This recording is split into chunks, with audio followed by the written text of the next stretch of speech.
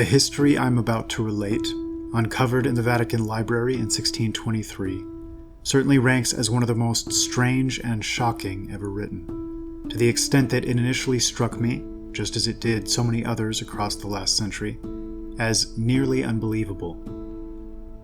It purports to be an account of absolute evil, for lack of a better word, in human form, written from the perspective of perhaps the only man in a position to see and hear and experience this evil firsthand.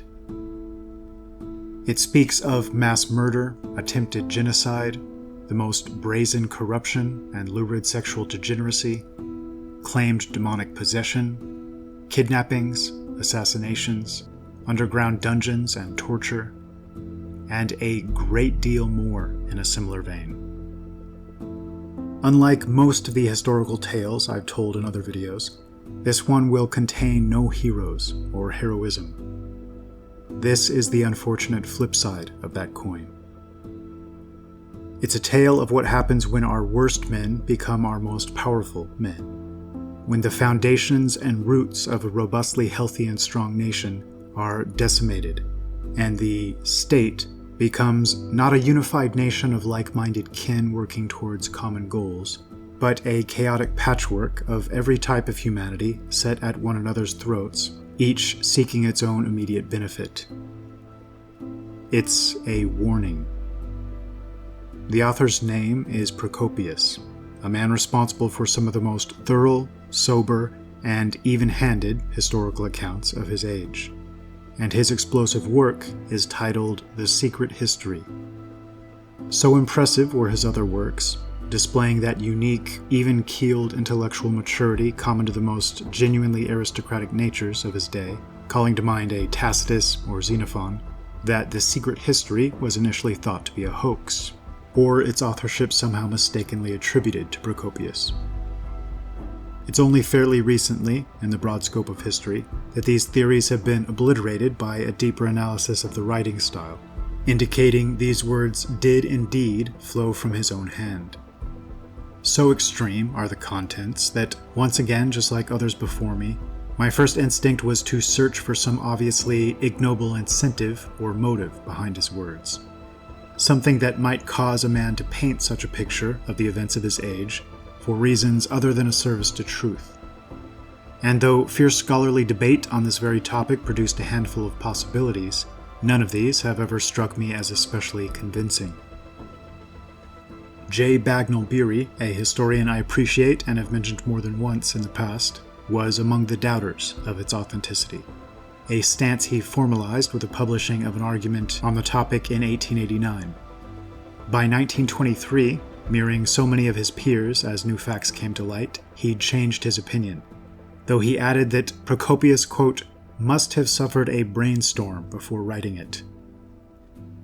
British historian A.H.M. Jones accurately called it a venomous pamphlet, but goes on to offer the opinion, perhaps formed before its legitimacy was all but 100% confirmed, that it, quote, doesn't deserve the respect which is often accorded to it.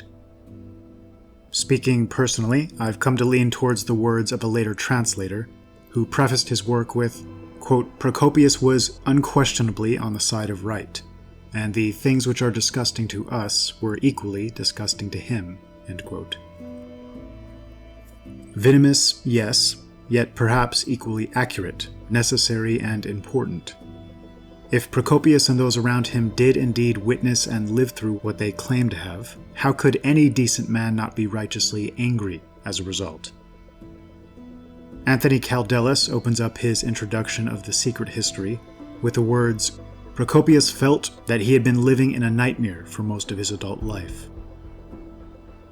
Much like Tacitus, one gets the sense that this is a man cut from the old cloth, with high standards of conduct, decency, and ethics, who was witnessing, firsthand, front and center, a complete and total collapse and degeneration of not just the Roman Empire, but of the, quote, civilized world. Caldelis tells us, Procopius was unique and courageous not only in that he wrote a neutral and mostly critical history of the wars of Justinian, who was a dangerous man to offend, but also in that he dared to write the secret history when Justinian, the great spider at the center of the vast imperial web was still alive. This unique quality infuses his works with the suspense of secrets furtively told, and outcomes not yet decided. I believe he was consoled as he watched this darkness all around him by the fact that one day, if he should be lucky enough to sidestep the arbitrary whims of these two protagonists and remain alive, he might finally share a wealth of knowledge, the vast majority of which could only be known by him, and would die with him and be lost forever if he didn't proceed with caution. A final note of context before we begin. Our story takes place in the Eastern Roman Empire, centering around the reign of Emperor Justinian and his Empress Theodora, from 527 to 565 AD. When I say Procopius is a first-hand source, I mean this. This wasn't some scholar writing in a distant library after the events took place, but a man employed by Justinian to carefully document the goings-on of his day, frequently accompanying the third major figure of this work, the Roman general Belisarius, especially during his battles against the Goths. This Belisarius, once so effective and capable as to earn the admiration of Procopius and even genuine praise from his enemies, the Goths, seems a testament to what becomes of men and empires when those in the highest positions of power and influence represent their worst and most degenerate, and a rot sets in from the head downward. The shift in fortunes, enthusiasm, and energy during this period is epitomized by Procopius's writings, and well stated by Averell Cameron in his Procopius and the 6th Century. Quote, "Indeed, the tone of his narrative changes very strikingly when he writes of the Second Italian expedition. From the lively, engaged writing of the first books of the Gothic Wars, the mood changes to one of increasing sadness and disappointment. Belisarius, whose reputation had reached an apogee for Procopius in his masterly handling of the entry into Ravenna in 540, achieved nothing on his second expedition to Italy. And Procopius, while still under the spell of his hero, became steadily more saddened, and more openly critical. The change shows itself in the texture of his prose. Instead of vigorous descriptions of action, we have short lapidary sentences, conveying the bare and unflattering facts. The third book of the Gothic Wars is pervaded by a mounting gloom and criticism. Procopius was already preparing the full blast of his rhetoric for expression in the Secret History, where he writes of this second expedition of Belisarius with extreme bitterness." End quote. Belisarius, Rome's greatest general of the age, had become a literal cuck, thanks to the machinations of Theodora. A weak and disgraceful shell of a man, and thus a perfect representation of the crumbling Eastern Roman Empire, with the wind utterly removed from its now flaccid sails, drifting aimlessly, seemingly just waiting to die, energetic only in the creative looting of its once great and powerful body, swiftly becoming a putrid corpse. One can't help but notice countless parallels in what you're about to hear with our present age and conditions. And it's my hope that Procopius's words might act as a testament, warning, and education. I can't help but feel this is exactly what he intended them to be. And so, let's begin. Justinian ascended the throne at approximately the age of 45. It's said that even before he officially took power, as he acted as a ruler behind the scenes in place of his increasingly senile and insane Uncle Justin, he was to somehow tear through the entire massive financial surplus painstakingly built up over the years by his predecessors, a testament of things to come. He was said, by Procopius and others, to bear a striking resemblance to the Emperor Domitian, who was apparently considered quite ugly, and who, ironically, was to become so hated by his subjects that they tore him limb from limb to end his life. He was of middle height, with a round face, and though neither physical extreme, was, quote, slightly inclined towards fatness. He was, by all accounts, well above average in intelligence. In one of the few complimentary passages in the work, Procopius speaks of him as fairly temperate and moderated in his personal life, sleeping and eating little, if at all, tireless and energetic in the pursuit of his aims, a contrast to the completely degenerate gluttons like Caligula, who seemingly gave themselves over entirely to sensory pleasures. He was also said to be fairly soft-spoken, and not the least bit prone to passionate outbursts or displays of emotion. And with these few short sentences, we've nearly covered the only neutral or complimentary statements Procopius manages to give voice to in the entire work. It's universally agreed the Justinian style of leadership was one that sought to glorify and strengthen the state at the cost of its citizens. A path that has had its high points in some exceptional cases, but only when a homogeneous citizenry is laboring together in unity towards larger goals that the vast majority agrees are net positives, as opposed to using it as a means of bleeding dry a multicultural and multi-ethnic population to flood the coffers of a paper tiger empire, under the guise that perhaps new buildings and constructions might somehow hide its internal decay. And where to even begin with Theodora? She was low-born, by any objective standard, into a family of entertainers, to a father who was a keeper of wild beasts used in public spectacles, and a mother that seems to have been very much a shrewd, yet largely unsuccessful, until Theodora's big break, social climber. Several wives of exceedingly powerful men were low-born, and yet later managed to distinguish themselves with their exceptional grace or virtue, or kind-heartedness. Theodora, to put it mildly, was not of this mold. She and her two sisters were, quote, actresses, which, in this period, as perhaps it should be in our own, was directly synonymous with prostitution. This isn't just to say that the public saw the profession of acting as prostitution, but that the women engaged in one were also engaged in the other. What seems especially horrible about the case of Theodora and her two sisters, who were encouraged to take to the stage, and other activities, the moment they were old enough to do so, is that, privately, they seem to have begun prostituting themselves far earlier. Procopius tells us, Theodora was still too young to have intercourse with a man after the manner of women, but she satisfied the unnatural passions of certain wretches, even the vilest of slaves, who followed their masters to the theater and amused their leisure by this infamy.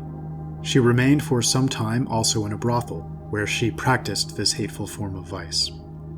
As soon, however, as she reached the age of puberty, as she was handsome, her mother sent her into the theatrical troupe, and she straightway became a simple harlot, as the old-fashioned people called it. For she was neither a musician nor a dancer, but merely prostituted herself to everyone whom she met, giving up every part of her body to debauchery. She associated chiefly with the theatrical pantomimes, and took part in their performances, playing in the comic scenes, for she was exceedingly witty and amusing, so that she soon became well known by her acting.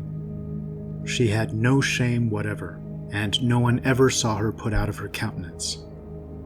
But she lent herself to scandalous purposes without the least hesitation. And he goes on to offer further details here, indicating that she became known by anyone and everyone around her who might be interested in knowing her. For she was not only without shame, but especially fond of encouraging others to be shameless. And any respectable man who met her in the public streets turned away and made haste to avoid her, lest his clothes should be soiled with contact with such an abandoned creature. As for her fellow actresses, she always abused them most savagely, for she was exceedingly jealous. She had married up, early in her life, to a man named Hecabulus, but, quote, quarreled with him and was straightway sent out of the country, and thus reverted, energetically, it seems, to prostitution, first in Alexandria, then to Byzantium, engaging in her profession in every town along the way.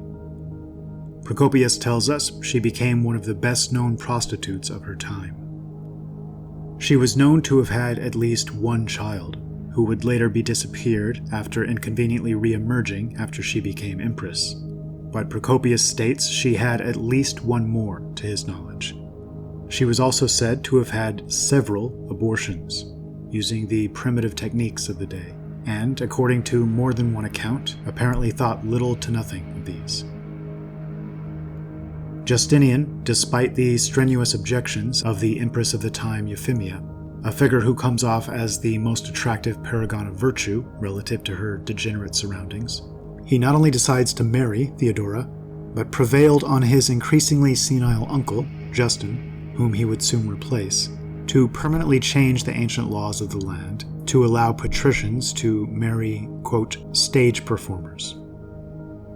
Nothing more, I conceive, need be said about this creature's character, for all the vices of his heart are thoroughly displayed in the fact of so unworthy a marriage. When a man feels no shame at an act of this kind, and braves the loathing of the world, there is thereafter no path of wickedness which may not be trodden by him. But with a face incapable of blushing, he plunges, utterly devoid of scruple, into the deepest baseness. This permanent changing of the laws of the land represents a key component of who Justinian was, and that he was said to be a man obsessed with newness and novelty, a, quote, reformer, a mindset that might be equated to today's progressives. Whether this change was to be good or bad for the public in the long term seemed to mean little to him. The mindset certainly granted him immense power. Theodora was very much of the same mind. She despised the upper middle class and the old guard aristocracy, and delighted in profoundly changing court protocol accordingly. We are told that new and abasing forms of etiquette were introduced at court. Under Justinian and Theodora, it became obligatory that all persons, of whatever rank, should prostrate themselves on entering the presence of the Emperor and Empress alike. The spirit of Oriental servility in the palace was shown by the fact that officials and members of the court, who, in talking among themselves, used to speak of the sovereigns as Emperor and Empress, Basileus and Basilis, now began to designate them as the Lord and the Lady, Despotes and Despoina, and described themselves as their slaves. And anyone who did not adopt these forms was considered to have committed an unpardonable solecism. How strange it must have been for the most noble patricians, descended from generations of the most courageous and accomplished men, many of whom had devoted their very lives and livelihoods to the betterment of the empire, to be forced to debase themselves in a servile fashion before an envious prostitute descended from harlots and circus performers. Very quickly, all looking on must have realized this empress was unique, and that the coming years may well be difficult ones. Her habits presented a contrast to the temperance and simplicity of Justinian. She spent a long time in her bath. At her meals she indulged in every kind of food and drink. She slept long, both at night and in her daily siesta. She spent many months of the year in the suburban palaces on the seashore, especially at Herion, on the coast of Bithynia, opposite the islands of the princes, which Justinian enlarged and improved. Sometimes she visited the hot springs of Pythia in Bithynia, where Justinian also built an imperial residence. On these occasions she was attended by an immense retinue of patricians and chamberlains. For Theodora had all a parvenue's love of pomp and show, and she was probably encouraged by the emperor, who, though simple in his own tastes, thought much of public splendor and elaborate ceremonial as a means of enhancing the imperial majesty. Those who attempt to defend Justinian and his reign up to the present day often laud his building projects as the foremost proof of his successes, though neglecting to mention that so many of these seem to have been built for himself, Theodora, and their small circle of collaborators. Their rise was to mark the ascension of the court eunuch to levels of power and influence not seen before, and a dramatic rise in all aspects of court intrigue, which seemed to be consistent hallmarks of all sick or crumbling states or civilizations. Many of these eunuchs seem to have been used as something like intelligence agents to monitor individuals and groups and sow dissension or cause infighting among certain factions. And it quickly became known to all that a court eunuch, especially if a friend of Theodora, outranked anyone and everyone in the empire. When this was coupled with the reputation she'd swiftly develop as someone who loved nothing more than punishing real or perceived enemies, these eunuchs must have been treated with the greatest possible deference, bordering on a paralyzing fear. Procopius tells us her husband must have been well aware that she had an intelligence department of her own, and that secret intrigues were carried on, of which he would not have approved. But she was clever enough to calculate just how far she could go. Many modern academics, in what seems an almost comical attempt to scour the record to cherry-pick enough isolated elements to paint Theodora as a strong feminist icon with redeeming qualities, often cite the fact that she'd later direct a significant sum of the public's tax dollars to prostitutes, presumably as a means of helping reform their ways. And this may well have been laudable, but it becomes much more difficult to view it as such when the totality of context is considered. A running theme in Theodora's reign is her eagerness to fund or assist or otherwise ally with virtually all of the criminal or degenerate elements of the empire, almost exclusively. To the extent that this one redeeming action, so praised by our modern eunuch-adjacent academia, might just as well be seen as her wanting to give money to enrich her friends and the like-minded. However, calling her a feminist certainly seems accurate. To an exceptional degree, here was someone totally allied to their own sex, to the extent that there seemed to exist a permanent and proactive animosity towards all men. Considering her lifelong experience with men, perhaps this shouldn't be surprising, but to witness an emperor and an empire giving her such free license to exercise these demons in the most aggressive manner, without checks and balances, is incredible to behold. J. Bagnall Beery tells us, Theodora was perhaps too eager to interfere, as a sort of beneficent providence, in the private affairs of individual persons, and her offices were not always appreciated. She is said to have forced two sisters, who belonged to an old senatorial family and had lost their husbands, to marry against their will vulgar men who were utterly unworthy of them. And her enemies allege that in her readiness to espouse the cause of women, she committed grave acts of injustice and did considerable harm. Wives who were divorced for adultery used to appeal to the empress and bring accusations against their husbands, and she always took their part and compelled the unfortunate men to pay double the dowry, if she did not cause them to be whipped and thrown into prison. The result was that men put up with the infidelity of their wives rather than run such risks. Procopius mentions several times, intriguingly, that she seemed to exercise a wholly unique influence over Justinian, and credits her, quote, enchantments.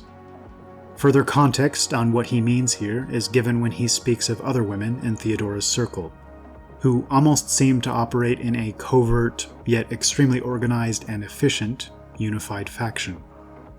Speaking of the aforementioned General Belisarius' wife, Antonina, who was also an actress, also descended from prostitutes and entertainers, Procopius tells us, she herself at first lived a lewd life, giving herself up to unbridled debauchery.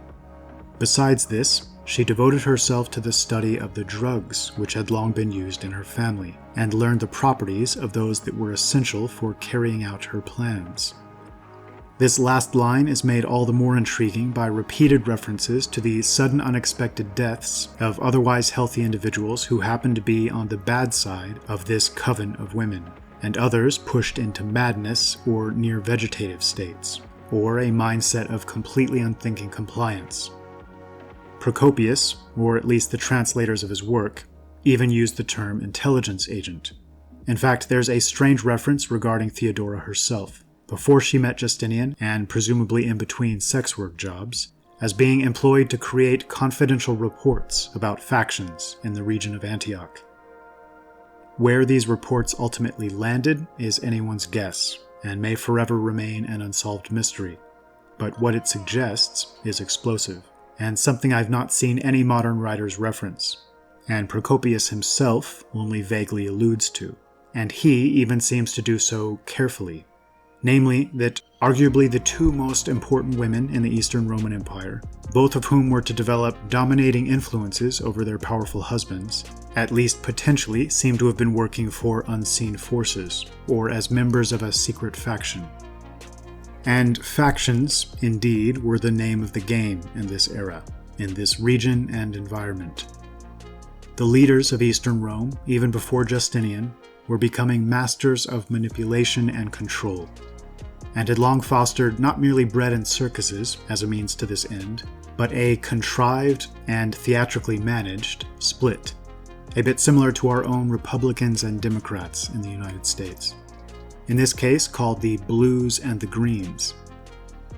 These were less exclusively political and more of an element of popular culture, but this split definitely had both political and philosophical undertones.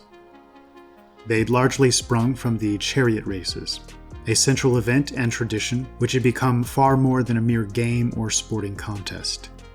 The Blue faction contained the establishment and bootlicker sorts, those seeking imperial favor, merchants, eunuchs, and members of the imperial court and their relatives, and the vast majority of the Jewish population, and around this time had taken to mimicking the fashions of foreign elements, such as the Huns. The Greens seemed to be a rougher sort, working men, athletes, men of the middle class, and perhaps those who lacked connections or simply despised the social climbing game. Though my descriptions here are almost certainly inaccurate and unfair, if for no other reason than that they freely evolved and changed shape over time, again much like our own Republican and Democrat notions, and had no permanently rigid fixed characters. Neither side seems to have been very admirable, but especially in an increasingly corrupt state, it's easier to feel some sympathy for the Greens. In an extremely strange back and forth, saved for posterity and tucked away in an appendix of J. Bagnall Beery's History of the Later Roman Empire, from the death of Theodosius to the death of Justinian, notes a heated discussion between the emperor and an angry mob, thought to be from the period of the Nika Revolt, later in Justinian's reign. The men from the Greens faction protest injustice and mistreatment, to which the emperor is noted to have exclaimed, "Accursed blasphemers, when will ye hold your peace?" The leader of the Greens responds, "If it is the pleasure of your majesty, I hold my peace. I know all, but I say nothing. Goodbye, justice, you are no longer in fashion. I shall turn and become a Jew." End quote.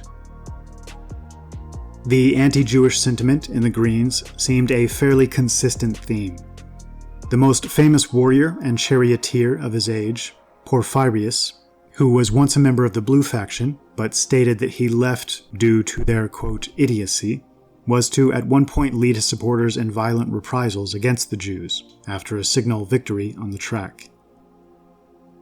The warring between these factions seems to have been designed and stoked to prevent full-scale rebellion, and for many decades it seemed to have worked very well. The masses would attend chariot races, yell and scream at one another, occasionally have fights or brawls in the streets, but the focus of their rage would be one another, helping forestall that type of introspection and critical thinking that might cause them all to realize the corrupt games being played just behind the scenes. According to Procopius and others, so much of the energy of Justinian's reign seems to have been devoted to maintaining this delicate balance, allowing him to take in and spend enormous amounts of money and completely reshape the leadership hierarchy to ensure he might continue to do so without anyone effectively sounding the alarm. Even his relationship with Theodora, from the start, seems to have had a calculated public aspect. For a long time, they appeared at all to be at variance, both in their characters and in their actions, but afterwards this disagreement was seen to have been purposefully arranged between them, in order that their subjects might not come to an agreement and rise against them, but might all be divided in their opinion. The truth of the matter was that Justinian seemed unable or unwilling to ever tell his unprecedentedly powerful wife no. Quote, custom was strained to permit her unusual privileges. For instance, she is said to have received foreign envoys and presented them with gifts, as if the Roman Empire were under her rule. Chosroes was amazed when his minister Zeburgan showed him a letter which he had received from Theodora, urging him to press his master to make peace.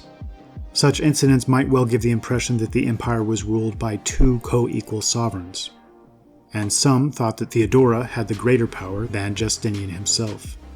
Such power as she possessed, she owed to her personal influence over her husband and to his toleration of her intervention in public affairs. They seem to have mastered the powerful political magic of accusing others of precisely what they were guilty of themselves, having the dual effect of reducing the suspicions directed towards themselves. After all, how could a person be corrupt if they were so aggressively prosecuting corruption? As well as providing an ultra-efficient means of legally destroying all of their opponents.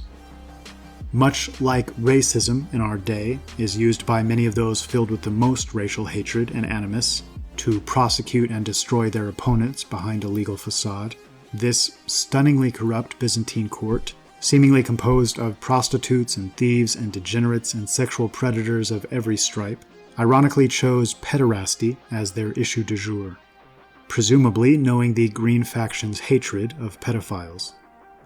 Laws were changed to allow a single accusation, even from a slave, provided it was made by someone in the court's favor, to be sufficient for prosecution.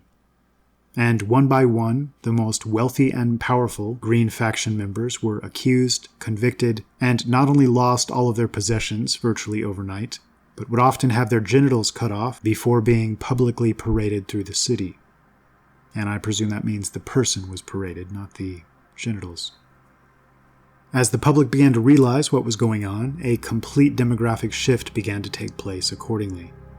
There was a continual stream of immigration, not only to the lands of the barbarians, but also to the nations most remote from Rome. And one saw a very great number of foreigners both in the country and in each city of the empire. For men lightly exchanged their native land for another, as though their own country had been captured by an enemy. Justinian seems to have had a fascinating relationship with these barbarians, a relationship all but completely ignored by modern academics, who perhaps fail to connect the dots and make the logical deductions based on the larger context picture. Dots even I won't fully and directly connect within the scope of this video, but will certainly cover in the future. Despite his most elite military forces being small bands of Germanic mercenaries, especially heruls, in a time-honored tradition that would continue for countless generations, extending from the Scythians to Alexander, to the earliest Caesars of Rome, to the famed Varangian Guard, and beyond, Justinian and Theodora seemed to hold a special hatred for the Goths and their Germanic kin. Modern academics often write this animosity off as if due wholly to the fact that they were Arian Christians, but this seems to be only part of the larger story. In strange actions which have been scarcely mentioned to this very day, as far as I'm aware, Justinian would proceed to find creative ways to send vast amounts of wealth to Hunnic and Khazarian and related forces outside of his borders, and even seemingly aid in some of their military campaigns, while simultaneously working energetically against the Goths and Arian Christians, almost always covertly, as was the Byzantine way. In a fascinating story for another time, a successor in the collapsing chaos that was the Byzantine Empire, Justinian II, approximately 150 years after the Justinian of our story, so infuriated his people with his incompetent and corrupt rule that he was mutilated and banished. It's mentioned that even this mutilation, the removal of his nose and tongue, similar to many of the attempted hangings and executions of this period, was incompetently performed. A little fact which seems to speak volumes about the caliber of humanity overseeing the fall of this empire. Immediately, Justinian II runs to the Khazars, whom he seems to have already known well, somehow, and marries the sister of the Khagan, their leader, whose name happens, fittingly, to be Theodora, and immediately begins to plot means of restoring himself to power on the Byzantine throne. What follows is a disgusting series of chaotic backstabbing and intrigue, leading to another and even more bloody reign of Justinian II, which again is beyond the scope of this video, but I mention this to hint at a strong and seemingly covert relationship with barbarians beyond the border, beginning almost certainly with the original Justinian and Theodora, if not before, and to hint at the increasingly aggressive and powerful role played by the Khazars as kingmakers behind the scenes. The late Professor Dunlop of Columbia University tells us, "It does not seem an exaggeration to say at this juncture the Khagan was able practically to give a new ruler to the Greek Empire, In the excavation of the Khazarian settlement Sarkel, the well-known Jewish author Arthur Koestler mentions the discovery of the repurposing of Byzantine buildings, which somehow feels appropriate. Quote, "The builders also used marble columns of Byzantine origin, dating from the 6th century, and probably salvaged from some Byzantine ruin. A nice example of imperial thrift," says Arthur Koestler. It was just 2 centuries after the Justinian and Theodora of our story that the Byzantine Empire would officially have Khazarian leadership, with Leo the Khazar. Returning to Procopius and the period at hand, Theodora seemed to hold a special hatred for Amalasuntha, the last surviving Gothic princess of the illustrious Amal lineage, who made the mistake, so common to Germanic peoples as they increasingly began to interact with foreign courts and cultures, of being overly trusting. To pull back for a moment and view things from a psychological perspective, it might be fairly said that all of our thinking as human beings is projection, and that we're only able to see or understand what we have within us. Like a cheating spouse who suddenly begins accusing their partner of the same, those who inhabit a psychological world of deceit and manipulation and subterfuge naturally suspect others of harboring the same mindsets. And the reverse is equally true. Amalasuntha, daughter of the truly admirable Theodoric, dealt with in previous videos, emerged from a world in which character and loyalty and nobility was of paramount importance, in which leaders tended to be chosen accordingly. With the sudden death of so many around her, finding herself nearly alone in a world of Byzantine court intrigue, lacking the contextual reference points as to how it truly functioned, and the vast difference in moral and ethical caliber of those involved, she grew so enamored with the most positive aspects of this new Roman world, especially the libraries and learned men, that she allowed herself to be ever more drawn in. Though she was said to have been brilliant and capable, because she was less familiar with this new human type, she still would have been very much a lamb amongst wolves.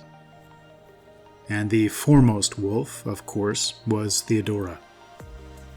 As Amalasuntha made the fateful decision to trust her new friends and, quote, resolved to change her manner of life and to retire to Byzantium, Theodora, considering that she was of illustrious descent and a princess, that she was of singular beauty and exceedingly active in forming plans to carry out her wishes, was seized with suspicion of her distinguished qualities and eminent courage, and at the same time with apprehensions on the account of her husband's fickleness.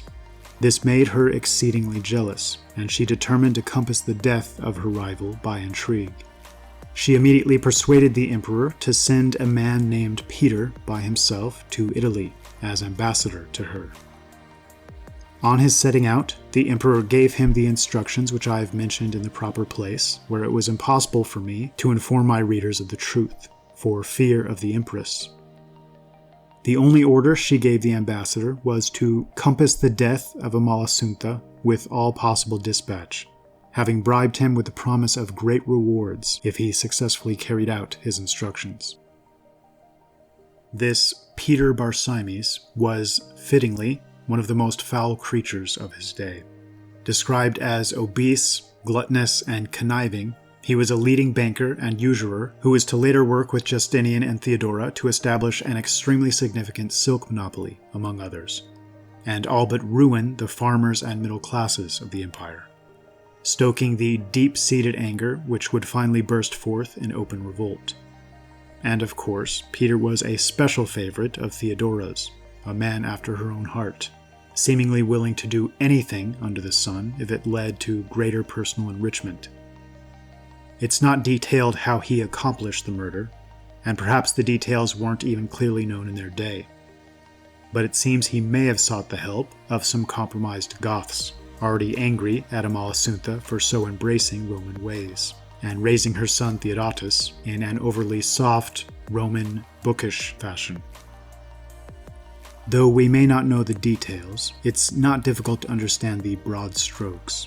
And thus, Amalasuntha, like her father and so many prominent and powerful Goths before her, was to die early under mysterious circumstances, at the hand, albeit indirectly, of a woman whose body count was to grow so vast that it became, ironically, a point of defense among some modern academics, especially before the secret history was proven to be a legitimate work of Procopius's hand, with the claim that such a laundry list of murders surely must be invention. This reasoning strikes me as ridiculous, especially considering it's not merely one or two accounts that support Procopius here, but nearly every extant account that in some way supports, or at least fails to contradict in any way, Procopius's versions of events. The idea that we might let such an individual off the hook precisely because the actions seem so incredibly foul strikes me as the worst of reasoning mistakes. And we haven't yet begun to cover her crimes, nor is it even possible to do so within this video. But I'd like to quote Procopius at length for a moment to give greater context here, and a more comprehensive summation of her character and mindset. Theodora had become suspicious of one of her servants named Ariobindus, a barbarian by birth, but a youth of great comeliness, whom she had appointed her steward. Wishing to purge the imagined offense, although, as was said, she was violently enamored of him, she caused him to be cruelly beaten with rods, for no apparent reason. What became of him afterwards we do not know, nor has anyone seen him up to the present day. For when Theodora desired to keep any of her actions secret, she took care to prevent their being talked about or remembered.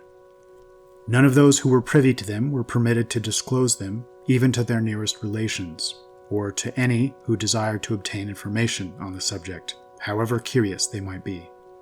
No tyrant had ever yet inspired such fear, since it was impossible for any word or deed of her opponents to pass unnoticed, for she had a number of spies in her employ who informed her of everything that was said and done in public places and private houses. When she desired to punish anyone who offended her, she adopted the following plan. If he were a patrician, she sent for him privately and handed him over to one of her confidential attendants, with instructions to carry him to the furthest boundaries of the empire. In the dead of night, her agent, having bound the unfortunate man and muffled his face, put him on board a ship and, having accompanied him to the place whither he had been instructed to convey him, departed, having first delivered him secretly to another who was experienced in this kind of service, with orders that he was to be kept under the strictest watch, and that no one should be informed of it, until either the Empress took pity on the unfortunate man, or, worn out by his sufferings, he at length succumbed and died a miserable death. A youth of distinguished family belonging to the Green faction, named Belisarius, had incurred the Empress's displeasure by speaking of her in sarcastic terms. Hearing that she was incensed against him, he fled for refuge to the Church of St. Michael the Archangel. Theodora immediately sent the praetor of the people to seize him, bidding him charge him, however, not with insolence towards herself, but with the crime of sodomy. The magistrate, having dragged him in front of the church, subjected him to such intolerable torments that the whole assembled people, deeply moved at seeing a person of such noble mien and one who had been so delicately brought up, exposed to such shameful treatment, immediately commiserated his sufferings and cried out with loud lamentations that reached the heavens, imploring pardon for the young man. But Theodora persisted in her work of punishment and caused his death by ordering him to be castrated, although he had been neither tried nor condemned. His property was confiscated by the emperor. Thus, this woman, when infuriated, respected neither the sanctuary of the church, nor the prohibitive authority of the laws, nor the intercession of the people, nor any other obstacle whatsoever. Nothing was able to save from her vengeance anyone who had given her offense. She conceived a hatred, on the ground of his belonging to the Green faction, for a certain Diogenes, a native of Constantinople, an agreeable person who was liked by the emperor and everyone else. In her wrath, she accused him, in like manner, of sodomy, and having suborned 2 of his servants, put them up to give evidence against and to accuse their master. But, as he was not tried secretly and in private, as was the usual custom, but in public, owing to the reputation he enjoyed, a number of distinguished persons were selected as judges, and they, scrupulous in the discharge of their duties, rejected the testimony of his servants as insufficient, especially on the ground of their not being of legal age. The Empress thereupon caused one of the intimate friends of Diogenes, named Theodorus, to be shut up in one of her ordinary prisons, and endeavored to win him over, at one time by flattery, at another by ill treatment. When none of these measures proved successful, she ordered a cord of oxhide to be bound around his head, over his forehead and ears, and then to be twisted and tightened. She expected that, under this treatment, his eyes would have started from their sockets, and that he would have lost his sight. But Theodorus refused to tell a lie. The judges, for want of proof, acquitted him, and his acquittal was made the occasion of public rejoicing. This was one of the extremely rare victories for justice and the public against the increasingly unjust designs of Theodora, and it seems to have taught her a lesson. From this point forward, she'd never leave punishment in the hands of the public if she could avoid it. Which leads us to one of the darkest chapters in this history. I've spoken of the vast amounts of money spent on new building projects.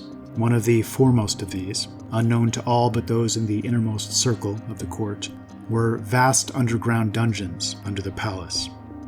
It's anyone's guess how many spent their final days in this pitch-black hell. As complicated as a labyrinth, and which might be compared to the netherworld, wherein she kept imprisoned most of those who had offended her. Into this pit she cast Busus, and although he was of consular family, nothing was known for certain concerning him. As he sat in the darkness, he could not tell day from night, nor could he ask, for he who flung him his daily food never spoke, but acted like one dumb beast with another. All thought him dead, but none dared mention him or allude to him. No one, not even senators and patricians, seems to have been safe from being disappeared in these years. One of those who accompanied Photius to Ephesus, Theodosius by name, although he had attained the rank of senator, was deprived of all of his property and imprisoned by Theodora in an underground dungeon, where she kept him fastened to a kind of manger by a rope around his neck, which was so short that it was always quite tense and never slack. The wretched man was always forced to stand upright at this manger, and there to eat and sleep and do all of his other needs. There was no difference between him and an ass, save that he did not bray. No less than 4 months were passed by him in this condition, until he was seized with melancholy and became violently mad, upon which he was released from his prison and soon afterwards died. And it wasn't just Theodora's enemies who met this fate. The Roman general Belisarius' wife, Antonina, apparently used them just as often to destroy her own enemies. Belisarius, who once caught Antonina in the act of cheating in this very dungeon, allowed himself to be talked out of believing his own eyes, though all around him apparently knew the obvious truth, and many of his generals and peers began to despise him for it.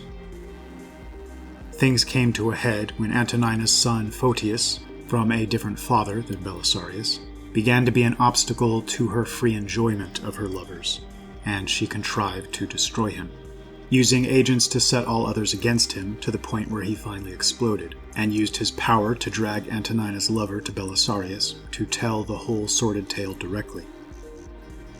Belisarius had to have long known most of these revelations, but at this point, his denial of the obvious finally broke down. When Belisarius learned this, he flew into a furious rage, fell at Photius' feet, and besought him to avenge him for the cruel wrongs which he had received at the hands of those who should have been the last to treat him in such a manner. "My dearest boy," he exclaimed, "you have never known your father, whomever he may have been, for he ended his life while you were still in your nurse's arms. His property has been of little or no assistance to you, for he was by no means wealthy. Bred under my care, though I was but your stepfather, you have now reached an age when you are capable of assisting me to avenge the wrongs from which I suffer. I have raised you to the consulship, and have heaped riches upon you, so that I may justly be regarded by you as your father, your mother, and your whole family. For it is not by the ties of blood, but by deeds, that men are accustomed to measure their attachment to each other. The hour has now come when you must not remain an indifferent spectator of the ruin of my house, and of the loss with which I am threatened, of so large a sum of money, nor the immeasurable shame which your mother has incurred in the sight of all men.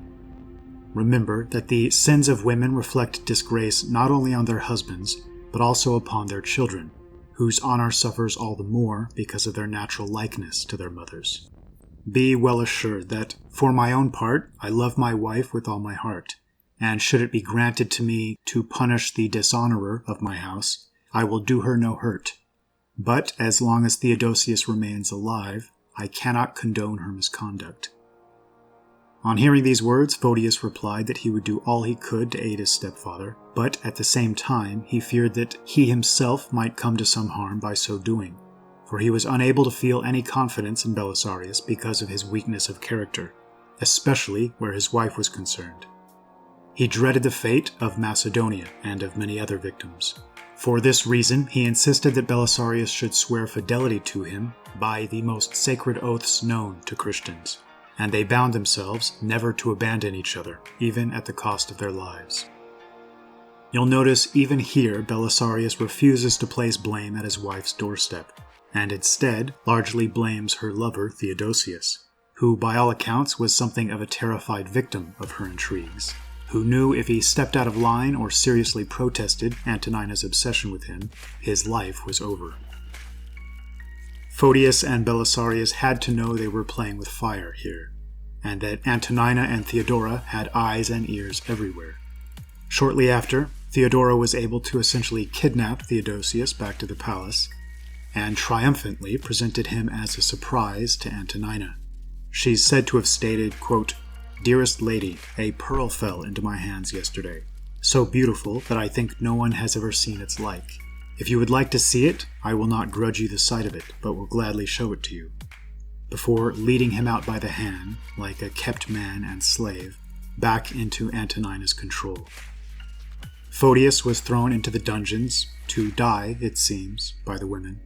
Somehow he managed to escape, and took refuge in one of the most sacred churches in Byzantium, a practice which may sound strange to our ears, but was a sacred and inviolable custom throughout most of history.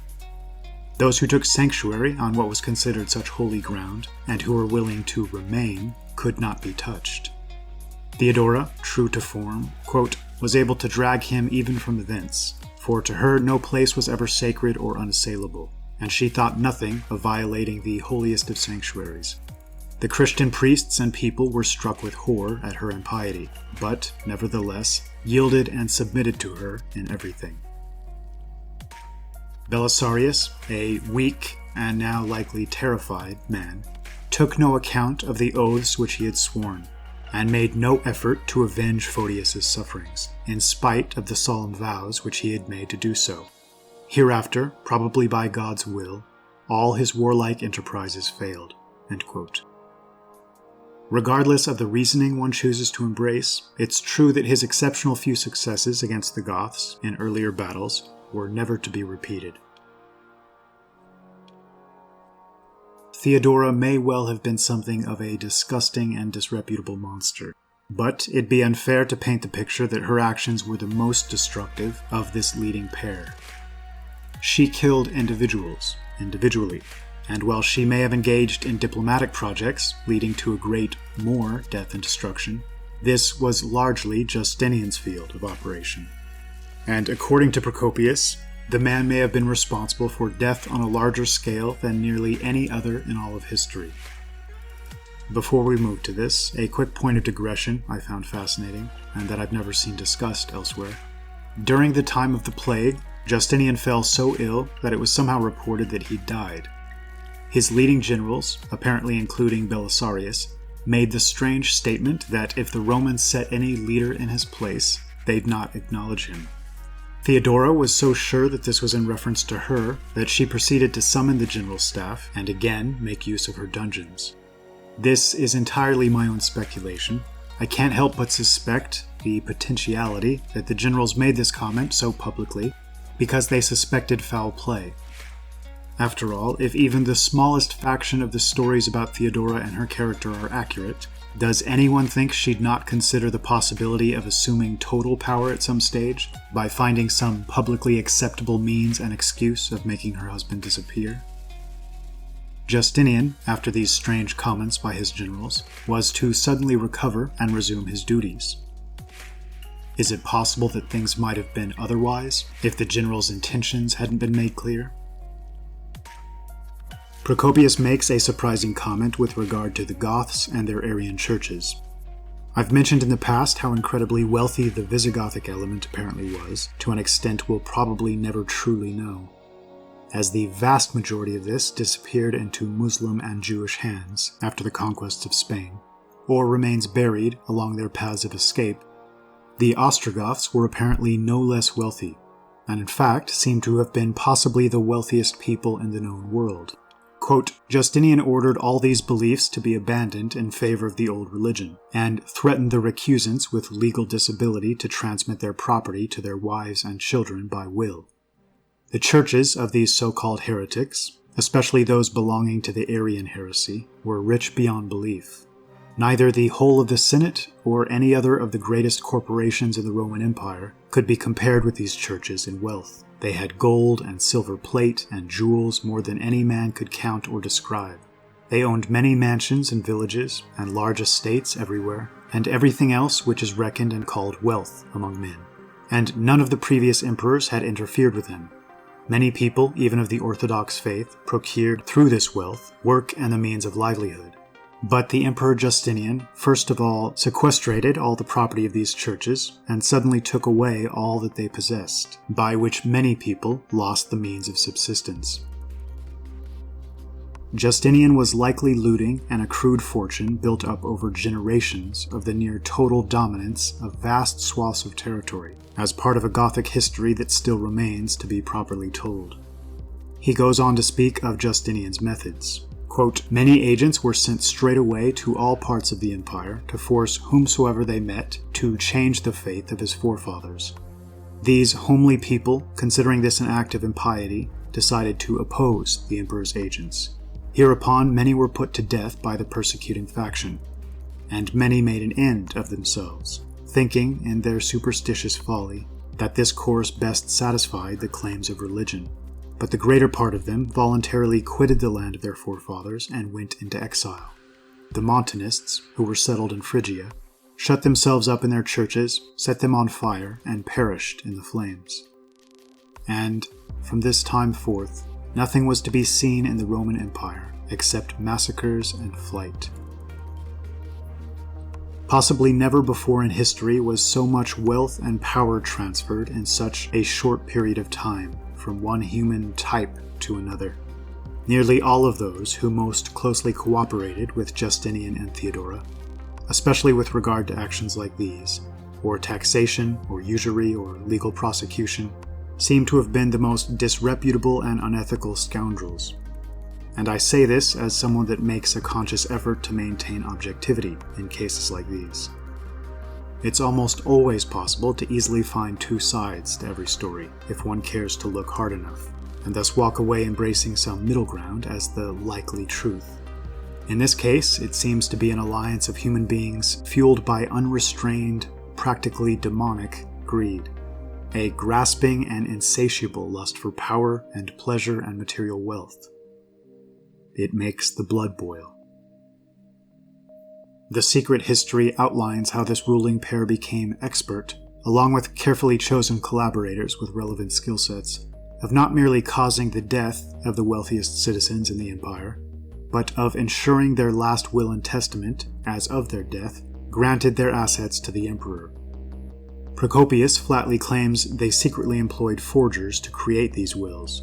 He mentions a scheme they'd apparently devised whereby any individual in a legal battle with another citizen and on the brink of losing his own property could simply grant it to the emperor, thereby earning his favor. Meaning those who sought legal redress for justified wrongs and the reinstatement of their property or assets, even if they were to win their strong case in court, might then watch helplessly as what was rightfully theirs was spitefully handed over to Justinian. It's said, and not just by Procopius, that suicide was rampant across this period of time, specifically among this unfortunate demographic that lost everything, and knew they had absolutely no recourse to right these wrongs.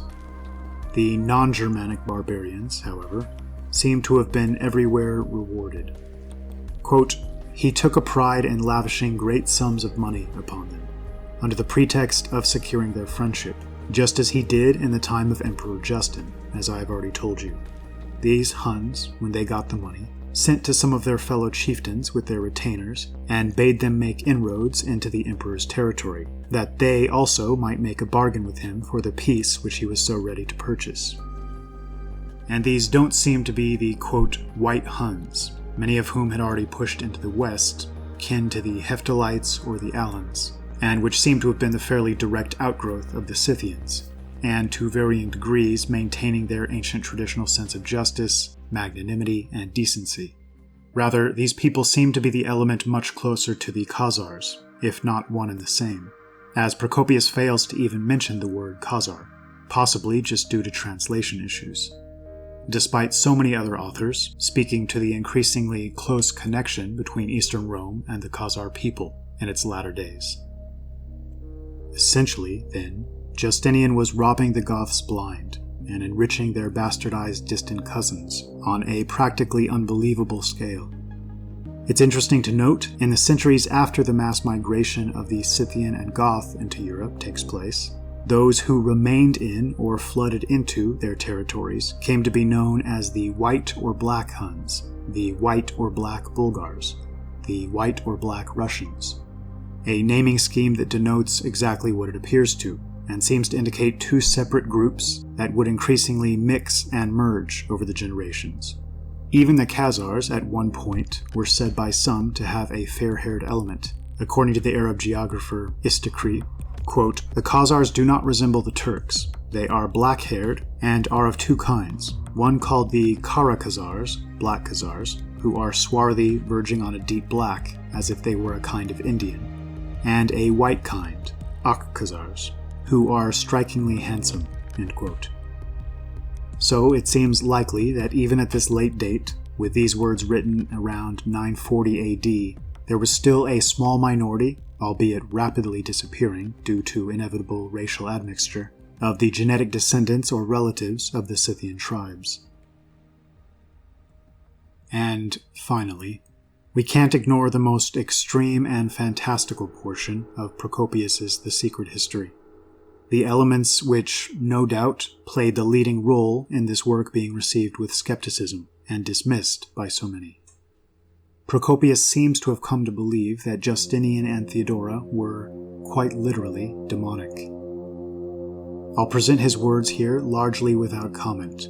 Make of them what you will. I'll only add this.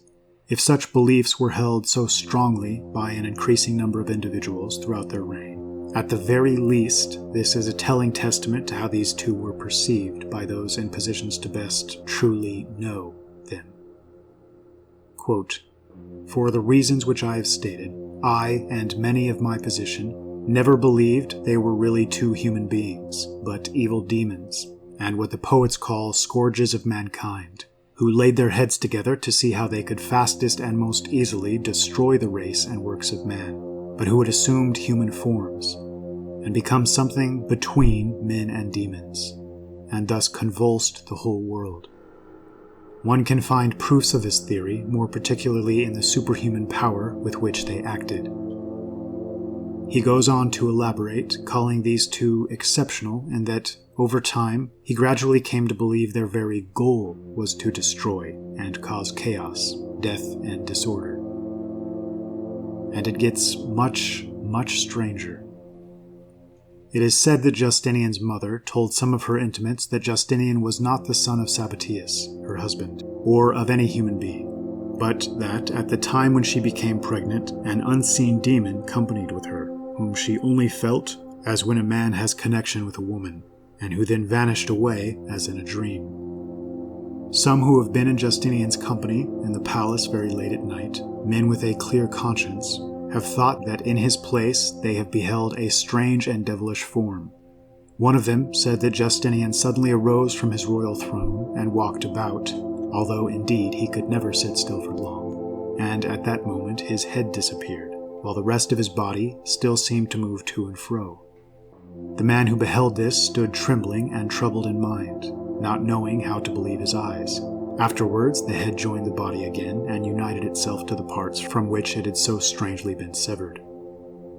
Another declared that as he stood beside Justinian as he sat, and of a sudden his face turned into a shapeless mass of flesh, without either eyebrows or eyes in their proper places, or anything else which makes a man recognizable. But after a while he saw the form of his face come back again. What I write here I did not see myself, but I heard it told by men who were positive that they had seen it. He relates the tale of a monk seeking audience with Justinian, who suddenly stopped in his tracks in the palace, as if stricken with palsy, and refused to take another step. Only later, after he regained the power of speech, did he explain himself. They say that he distinctly stated that he saw the chief of the devils sitting on his throne in the midst of the palace. End quote. He goes on to relate the tales of Theodora's former lovers who'd spoke of demonic visions, and an anecdote from Theodora's friends. She had a dream which bade her take no thought about money, for that when she came to Byzantium, she would share the bed of the chief of the demons, that she must manage by all means to become his wedded wife, and that afterwards she would have all the wealth of the world at her disposal. Assuming such stories are purely baseless slander, I don't think Procopius deserves exclusive blame as slanderer, considering these were claims not just from sources he trusted, but often from those who'd seemingly held no ill will toward the pair. Considering the Emperor and Empress may well have been both directly and indirectly responsible for a greater amount of death and suffering of innocents than nearly any who came before them, it's not difficult to understand how such stories or attitudes might have developed. The Church, unaware or uninterested in her history beyond the facade of her claimed Christianity and her assistance to prostitutes, would later go on to make Theodora a saint in one of the most disgusting and blasphemous judgment errors in ecclesiastical history, and a testament to the direction the church leadership would choose to take up to the present day. One of the best-known stories about her in our age perfectly epitomizes the dishonest caricature of her via sympathetic modern academics. At the lowest point of the revolt against Justinian's rule, when the empire was in shambles and most of the court was considering fleeing, she is said to have given something of a stirring speech. Quote, "Whether it is shocking for a woman to speak in the presence of men or to urge on those who are cringing in fear, I think it is not a matter for discussion at the present time, whatever one may think. For those whose affairs have come into the greatest danger, there is no other best choice than to look for what is somehow best. I believe that flight is not in our interest, even if it should be possible, as now, for it is not possible for a person who has come forth into life to avoid death. But it is not possible for one who is ruled to become a fugitive. I shall never be separated from this purple, nor shall I live for a single day if those who encounter me do not call me mistress. If you wish to be saved, my lord, that is not a problem. We have a great deal of money, the sea is at hand, and there are ships. But consider if it will benefit you when you have been saved, or if safety would be exchanged happily for death. For me, the old saying is best, that power is a splendid shroud." Completely devoid of additional context, this may be viewed as somehow courageous or admirable. However, knowing what we know now from all surviving sources about her character and personality, this seems to be very much the opposite. She seems to be stating, quite directly, that she doesn't care if everyone around her dies and the empire burns to the ground. She'll not ever relinquish her own personal power, and the enjoyment she receives from the absolute servility of all around her, under any circumstances. As the final line so clearly states, power to her was everything, not the improvement or well-being of the people or the empire, but rather her own personal power. Considering all I've just shared, one can't help but wonder, looking at our present political leadership, financial powers, and intelligence services, how many of those in foremost positions might be the genetic, cultural, or spiritual descendants of these two and their broader inner circle. Procopius seems to have mentioned more than once, with hope in his heart, that after their deaths, the truth would come to light. In fact, this seems to have been a leading reason he wrote this work. This never happened. Calling to mind that all-important Solzhenitsyn quote, regarding the mass human slaughter committed by the Bolsheviks, which was to even far exceed Justinian and Theodora's toll, specifically the last line. The fact that most of the world is ignorant and uncaring about this enormous crime is proof the global media is in the hands of the perpetrators. And perhaps it's never been otherwise. It's worth noting that our term media comes from the literal location of media in ancient Persia, and Hollywood is derived from the holly wood used by Druids in their rituals, magic, and, quote, enchantments, a word Procopius himself uses several times in reference to the actions of Theodora and her circle. The Medes seem to have been, at one point long ago, of Aryan stock, as was the vast majority of what we today call Iran. The historian Justin tells us the Parthians, in whose hands the Empire of the East now is, having divided the world, as it were, with the Romans, were originally exiles from Scythia. This is apparent from their very name, for in the Scythian language, exiles are called Parthai. End quote. He goes on to describe them as faithless, insolent, rough, and quarrelsome, and a relatively lawless survival of the fittest environment. This may have been a bit harsh, and keep in mind he's writing in the 3rd century AD, after the region truly had devolved into chaos, in what I believe to be a testament to the dangers of strong men living divorced from the higher laws capable of channeling such energy towards noble ends. The practice of slavery became rampant, and the specter of incessant court intrigues, poisoning, and assassinations reared its ugly head, and something very strange occurs. The coins struck in these eras, showing the ruling kings and princes and leaders, shift from showing a relatively consistent and uniform human type to suddenly a very different type entirely, as we enter what's now been termed the Parthian Dark Age, in which our understanding becomes so muddled that even today it's incredibly difficult to properly sort out. This shift seems to mirror what seems to have occurred in India, Egypt, and much of Mesopotamia, the Caucasus and Scythia, and finally Greece and the Eastern Roman Empire. And some might argue, a shift that then spread throughout Europe with the help of the Venetian and Phoenician elements, and an increasingly corrupt church, led by men who, like the Pharisees of old, seem to everywhere neglect the spirit of the law and embrace only its letter, and then seek to everywhere install themselves as masters of this letter, to subjectively interpret or reinterpret and impose this new law to their own benefit. I've come to believe Procopius was a good man, with noble mindset, and a personality that couldn't help but feel disgust at what he seems to have viewed as a covertly spreading cancer. Having a sense for history, I believe he understood the ramifications of this unchecked, degenerative chaos, and his work seems to have been an attempt to sound the alarm. Considering the work was buried away in the Vatican Library until recently, and since its discovery has largely been passed only between modern academics attempting to find reasons to dismiss or minimize it, one might say it was a failed attempt. So, this video is something of a tribute to the man, his work, and what I believe to be his warning. The names and faces of the specific actors on the stage may have changed, as they always will with time. But if we pull back and view things in the broad, it's easy to see his warning is just as valid today as it's ever been, and that this very same battle rages on.